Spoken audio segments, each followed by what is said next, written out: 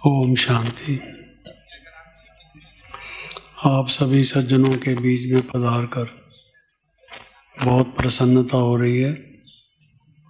आप सब बहुत श्रेष्ठ कार्य में लगे हुए हैं, क्योंकि जो धर्म उपदेश है, धार्मिक शिक्षा है, वही मनुष्य को पशु पक्षियों से अलग एक ऊंचे स्तर का प्राणी सिद्ध करती है। उस ऐसे श्रेष्ठ कार्य में आप लगे हुए हैं। मनुष्य को शांति कैसे मिले, उसका जीवन निर्विकार कैसे हो, उसके विचारों की शुद्धि कैसे हो, वो सबसे प्रेम से कैसे रहे, उसका व्यवहार सबसे कैसे अच्छा बने, ये सब शिक्षा आप लोग देते हैं। इसलिए नतमस्तक हूँ आपके सामने। आप धन्य हैं। मैं कई धार्मिक सम्मेलनों में गया हूँ, विदेश में भी और विदेश में भी।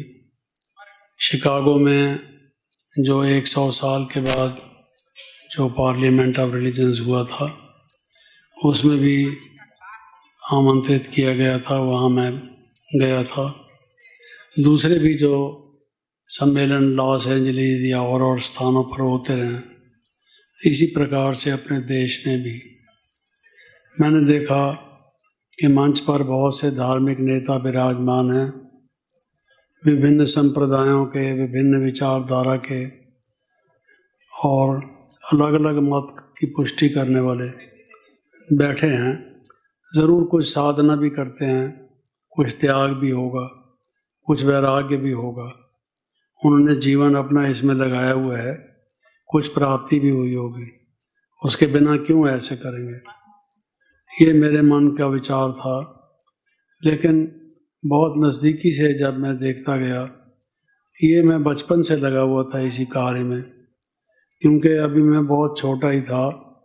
मेरे मन में ये एक बहुत उत्कट इच्छा थी कि मुझे परमात्मा से मिलना है, मुझे आत्मा के स्वरूप में स्थित होना है, मुझे आत्मा अनुभूति करनी है। मेरे जीवन का यही परम लक्ष्य है। इसको किए बिना मैं नहीं टलूँगा, मुझे और कुछ भी नहीं चाहिए। तो उस भावना से जो कोई भी सत्संग या धार्मिक सम्मेलन होता था, मैं उसमें शामिल होता रहा। कुछ शास्त्रार्थों में भी शामिल होता रहा, देखता रहा। कई महात्माओं से, साधुओं से, संतों से जो अब नहीं रहे, शरीर छोड़ गए, उनसे भी मिलता रहा, योगियों से। लेकिन जैसे जैसे मैं नज़दीक में गया तो मैंने देखा कि हर एक के जीवन में कुछ पुरुषार्थ और ज़्यादा करने के लिए कुछ गुंजाइश है। करते हैं सब, लेकिन गुंजाइश है। किसी न किसी बात में आगे जाकर कोई व्यक्ति फंस गया है। छोड़ तो आया अपने घर बार को भी, पैसे को भी और सब कुछ, आगे जाके पैसे के चक्कर में पड़ गया। कई ऐसे भी लोग देखे। इस तरह से और कोई और प्रलोभन से फंस गए। कई उत्तेजना में फंस गए, इसी उकसाहट में आ गए और उनका जीवन बर्बाद हो गया। ऑस्ट्रेलिया में मैं गया था, वहाँ एक संप्रदाय के सन्यासी थे, तो योग का अभ्यास वहाँ कराते थे। उन्होंने एक मेडिटेशन सेंटर वहाँ खोला हुआ था। तो मैं मेलबोर्न में जब था ऑस्ट्रेलिया में, तो उनको मालूम हुआ कि भाई ये भारतवर्ष से कोई योग सिखाने के लिए आया है। तो उसने वहाँ से फ़ोन किया मेरा मालूम करके और मुझे आमंत्रित किया कि आप सिडनी में भी आएँ, हमारे यहाँ जो विद्यार्थी आते हैं उनको योग का कुछ बताएं। मैं गया, उनके स्थान पर ही ठहरा। मुझे उन्होंने जब परिचय कराया तो उन्होंने कहा ये मेरी सेक्रेटरी है। विदेश की एक बहन थी, जो उन्होंने कहा कि ये हमारी सेक्रेटरी है। वहाँ हर एक जो योगी संत महात्मा सेक्रेटरी रखता है, और मैंने देखा है आम तौर से कोई विदेशी सेक्रेटरी रखता है। ये सब ऐसा नहीं करते, प्राय ऐसा करते हैं। फिर साथ साथ ये कह दिया ये मेरी वाइफ भी है। कपड़े उन्होंने भगवे पहने हुए थे, योग सिखाते थे और साधु वेश था उनका सारा टोटल। और ये उन्होंने मुझे कहा। तो योग में जो योग के यम नियम हैं, आपको मालूम है कि ब्रह्मचर्य का उसमें कितना बड़ा महत्व है। और जब उन्होंने ये कहा तो मुझे आश्चर्य हुआ। मैंने कहा इनके विद्यार्थियों से बात करने से पहले तो इनसे करनी चाहिए। मैंने कहा कि ठीक है, आपने मुझे बुलाया है, मैं इनके सामने भी होगा पेश होऊंगा और कुछ दो वचन कहूँगा। मुझे आपसे भी व्यक्तिगत रूप से किसी टाइम बातचीत करनी है। मैंने कहा यही हमारी सेवा है। इस व्यक्ति से बात किए बिना मैं चला जाऊंगा तो मेरी सेवा अधूरी रह जाएगी। ये बदलें या ना बदलें, जो सही बात है वो तो इनसे कह के जानी चाहिए। और कौन कहेगा इनसे? क्योंकि आपको मालूम हो विदेशों में जो कुछ भी होता है पैसे से होता है। अगर कोई लेक्चर भी होगा तो उसकी टिकट होगी, इतने डॉलर लगेंगे। ऐसे भारतवर्ष की तरह से नहीं है कि जिसकी मर्जी आ गए बैठ गए।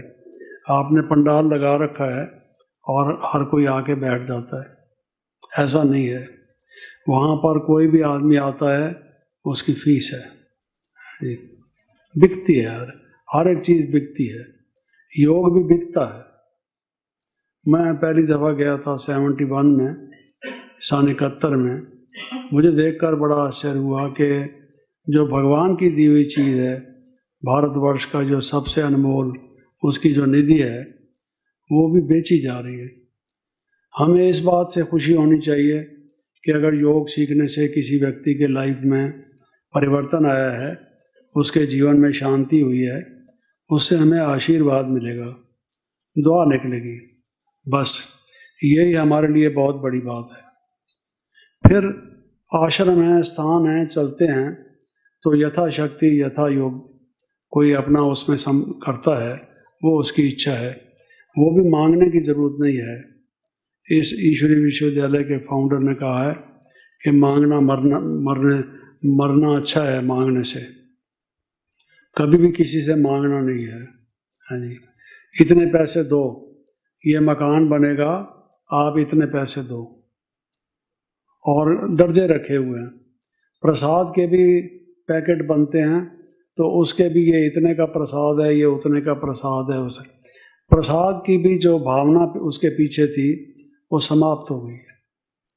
कोई प्यार, कोई आपस में सद्भावना, भ्रातृत्व ना रहकर आप देखते हैं कि मनुष्य कैसा हो गया है। धार्मिक स्थानों पर अगर ऐसा होने लगे तो फिर बाकी लोग क्या करेंगे? तो बनिए, और उसमें फ़र्क क्या रहा बाकी? ये तो सौदाबाजी हो गई एक प्रकार से। खैर, तो मैं ये कह रहा था कि मैं जैसे जैसे नज़दीक आया और देखा मैंने, तो मुझे लगा कि कहाँ जा रहे हैं हम। शायद आप सोचते होंगे कि इसने ये नहीं बताया कि उस व्यक्ति से क्या बात हुई जो सिडनी में था, और मैं छोड़ गया बीच में क्योंकि समय की सीमा है। लेकिन मैं समझता हूँ कि आपकी क्यूरियोसिटी बनी रहेगी, उसको भी थोड़ा सा बता ही दूँ। मैंने उनसे व्यक्तिगत में बात की। बात में तो कुछ समय लगा, कुछ उनकी बात सुनी, कुछ अपनी बात कही। सार मैं ये कहना चाहता हूँ, उसने स्पष्ट रूप से दिल खोल कर मुझे कहा, जगदीश भाई, मैं ब्रह्मचर्य का ही पालन करना चाहता था। ये मेरे जीवन की बड़ी इच्छा थी और मैं जानता हूँ कि योगी के लिए ये अनिवार्य नियम है।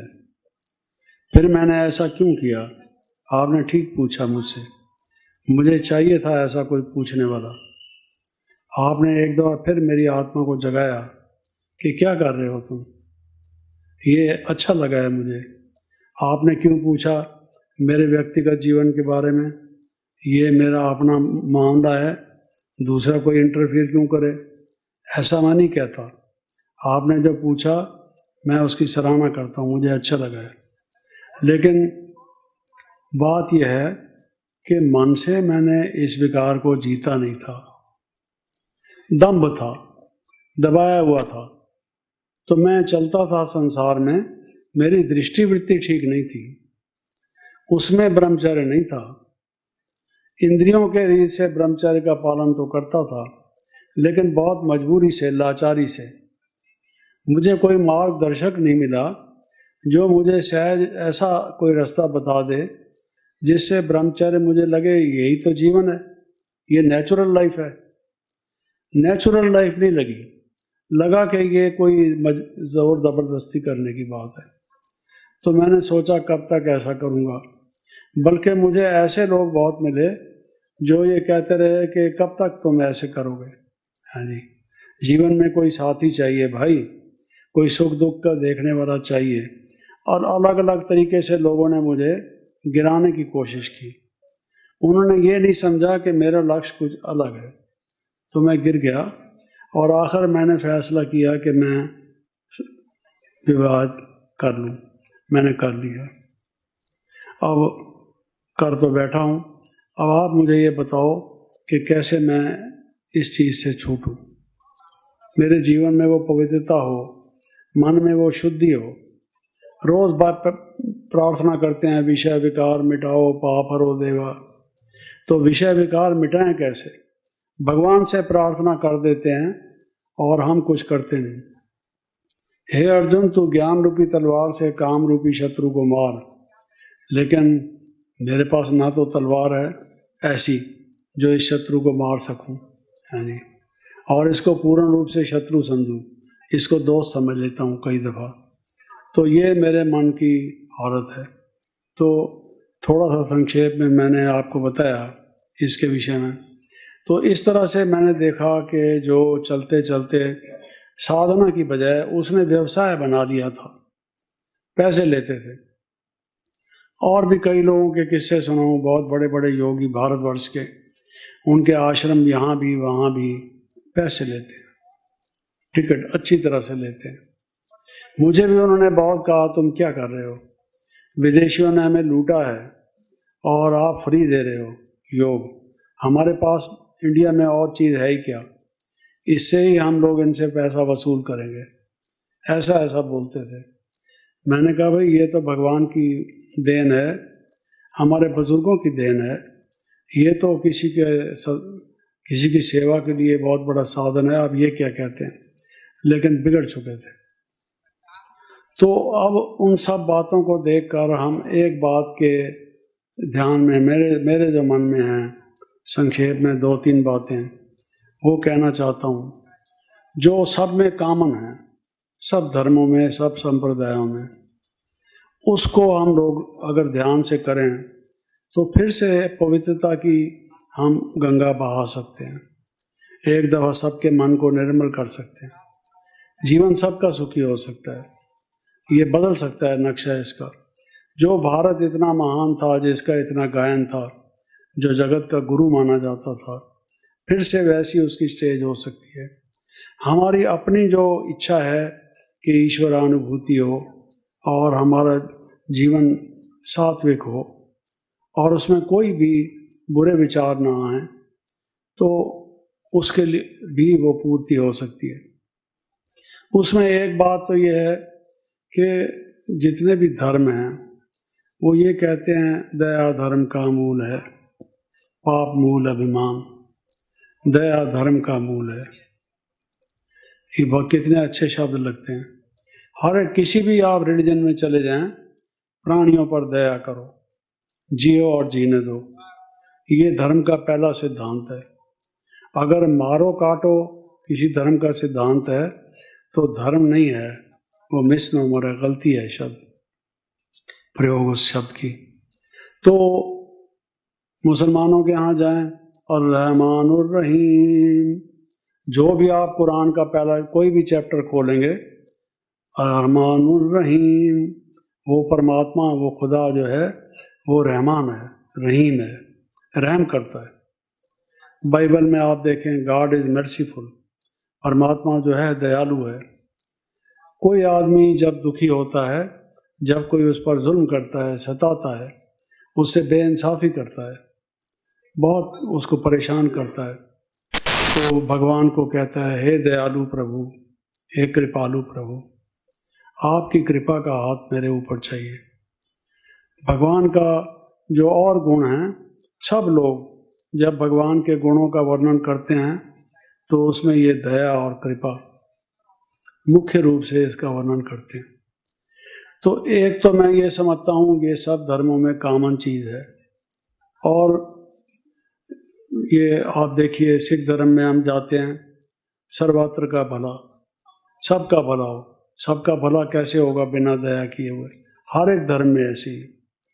तो एक तो अगर जहाँ जहाँ कोई सत्संग करता है, जिसका अपना कोई आश्रम है, धर्म उपदेश दिए जाते हैं, कोई धार्मिक साहित्य लिखा जाता है, तो उसमें इस बात का अगर हम लोगों को बुद्धि में बात बिठा दें कि भाई दया करो, दया करो। इस एक शब्द दया में कई गुण छिपे हुए हैं। गुस्सा मनुष्य का शांत हो जाता है जब कोई व्यक्ति, मान लीजिए, हमारा अपमान करता है, उत्तेजना होती है, उकसाहट होती है, क्या बोलता है, बिना बुनियाद के हमारे ऊपर इल्ज़ाम लगा रहा है और हमारी बेइज्जती कर रहा है अच्छे लोगों के बीच में, तो मनुष्य को लगता है कि इसको अच्छी तरह से जवाब दो, ईंट का जवाब पत्थर से दो। नहीं, अगर उस टाइम आपके मन में ये आए कि दया करो, इस पर भी दया करो, जो अपकारी है उसका भी उपकार करो, तो देखिए वो शांत हो जाएगा उसी समय। तो ये बात। दूसरा, ये हर एक धर्म में है कि हम आत्मा हैं, ये शरीर नहीं है। ये शरीर जो है ये पंचभौतिक है, ये प्रकृति का बना हुआ है, मटेरियल है। आत्मा जो है स्पिरिचुअल है, इससे अलग है, वो ज्योति है, लाइट है, माइट है। मैं वो हूँ, शाश्वत हूँ, अजर हूँ, अमर हूँ, अविनाशी हूँ। तो ये पाठ पक्का अगर किया जाए कि सबको आत्मिक दृष्टि से देखो। कहते तो हो कि हिंदू, मुस्लिम, सिख, ईसाई सब आपस में भाई भाई। माँ बाप तो हर एक के अलग अलग हैं, भाई भाई कैसे हुए? भाई भाई तो आत्मिक नाते से हुए। हम उस एक पिता की संतान हैं।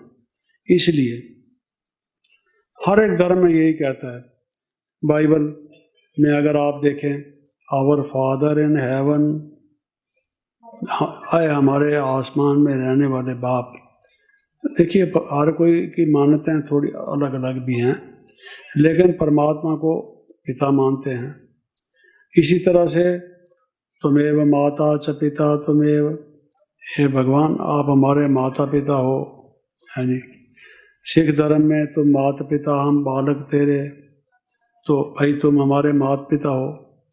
तो जब ये बात भी अगर उनके दिमाग में अच्छी तरह से बिठा दी जाए कि जब हर एक को देखते हो, शरीर को देखते हो, दो आंखें तो तुम्हारी खुली हैं, ये जो तीसरा नेत्र है, ज्ञान का जो नेत्र है, चक्षु है, ये दिव्य चक्षु, ये खोलो, देखो किससे मिल रहे हो। आप मुख से बात कर रहे हो, आत्मा मुख से बात कर रही है, वो सुन रहा है कानों से, आत्मा सुन रही है कानों से। तो ये अभ्यास अगर सबका पक्का किया जाए तो आत्म स्वरूप में अगर स्थित हो, दृष्टि हमारी आत्मिक हो जाए, बजाय देह अभिमान के देही अभिमानी हम बन जाएं, सोल कॉन्शियस बन जाएं, बॉडी कॉन्शियस की बजाय, इसको पक्का करें। कितने हमारे पास आते हैं लोग, हम इसमें खुश होते हैं कि हज़ारों लोग थे, हज़ारों लोगों में से पल्ले किसके पड़ा, बदला कौन, चेंज कौन हुआ, वो किसी से पूछते नहीं हैं।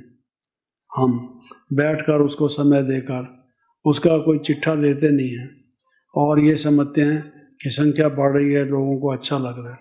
ये तो वाक विलास है, ये तो एक कान का रस है।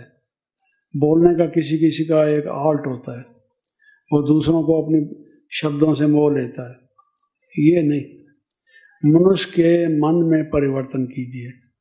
वो आया है तो कुछ सीख कर जाए, कोई अच्छी बात लेकर जाए, खराब बात छोड़ कर जाए, ये उसका फल होना चाहिए।